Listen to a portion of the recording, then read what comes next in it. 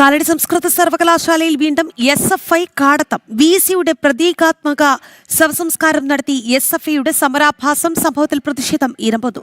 അതിരുകടന്ന പ്രവൃത്തിയെന്ന് Ciza Thomas പ്രതികരിച്ചു. സമരത്തെ തള്ളി ഉന്നത വിദ്യാഭ്യാസ മന്ത്രി രംഗത്തെത്തി.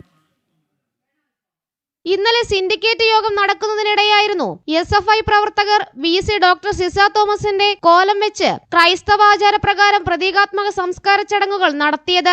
സിൻഡിക്കേറ്റ് യോഗം കഴിഞ്ഞിറങ്ങിയ VC-യെയും അംഗങ്ങളെയും കയ്യേറ്റം ചെയ്ത SFI സ്ഥലത്ത് സംഘർഷ സമാനമായ അന്തരീക്ഷവും ഉണ്ടാക്കി. SFI-യുടെ സമരരീതി അംഗീകരിക്കുന്നില്ലെന്നായിരുന്നു സംഭവത്തെപ്പറ്റി ഡോക്ടർ സിസ തോമസിന്റെ പ്രതികരണം. ഒരിക്കലും അംഗീകരിക്കുന്നില്ല.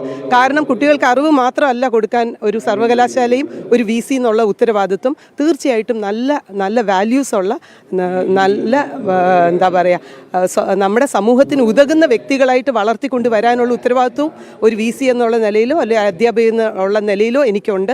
അതുകൊണ്ട് ഒരിക്കലും അംഗീകരിക്കാൻ പറ്റാത്ത വിധത്തിലുള്ള ഒരു അനുഭവമായിരുന്നു ഇന്നലെ ഉണ്ടായത്. അപരിഷ്കൃത സമരരീതി എന്ന് മന്ത്രി റോജി എം ജോൺ മറുപടി നൽകി. അങ്ങനെ വ്യത്യസ്തങ്ങളായിട്ടുള്ള നൂതനമായിട്ടുള്ള ജൻസി സമര മാതൃകകളൊക്കെ ആവിഷ്കരിക്കുമെന്ന് പറഞ്ഞപ്പോൾ ഇങ്ങനെ ഒരു സമരത്തിലേക്കായിരിക്കും അവർ പോവുക എന്ന് നമ്മൾ ആരും കരുതിയിരുന്നില്ല.